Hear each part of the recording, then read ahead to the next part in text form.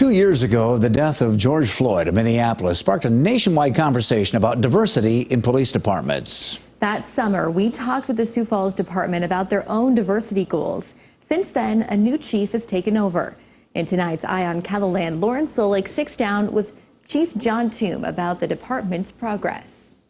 Sioux Falls Police Chief John Toome says bringing in more diversity to the department is not easy to do in just 2 years' time. I think it's a continued focus of ours, but the reality is that this is a long game approach and not a short game approach. Each community throughout the country has their own distinct makeup, and finding people to represent from those different communities is really not always an easy answer topic. Minority numbers have fluctuated within the department since 2020. 2 years ago, 9% of the officers in Sioux Falls self-reported as non-white. In 2021, it was 12%. Now it's back to 10%. When it comes to gender, currently women make up 12.5% of the department.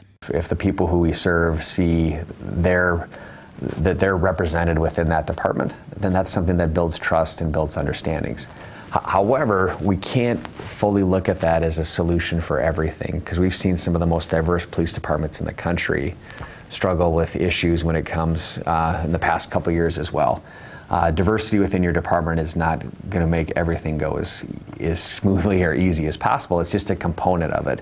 Toome says getting more diverse officers starts with broadening the pool the department recruits from.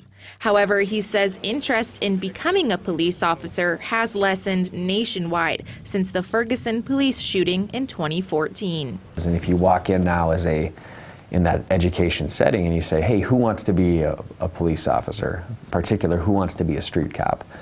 There's not a lot of interest in that. There's a lot of interest in maybe federal agencies, parole, probation, things that don't necessarily require the duties of a uniformed cop. Finding those new recruits begins with building a strong community bond.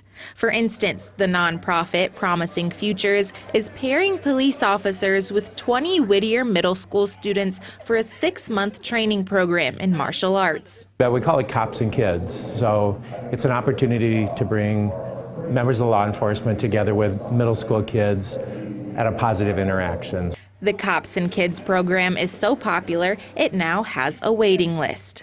You know, we have our school resource officers that are already in the schools building those types of relationships, but I think it comes on a more personal level where we're reaching out with kids and bonding through either sports or other interactions where we begin to see each other just as human beings. The police department seems to be doing well with new hires. Toome says there are 280 officers in the department and only 4 openings. At the end of the day, we can look at different hiring practices, and we still have HR procedures and HR ways that we have to hire, and we really have to work on increasing our pool, and that is how we'll find diversity. Community outreach is key in finding more diverse people to join the Sioux Falls Police Department. We just need to make sure that we're reaching out broadly to the entire public, and regardless of the race of the officers, that they're doing the necessary work to build trust and build understanding. And again, that's where we kind of get that movement where people recognize that they can be part of this department too.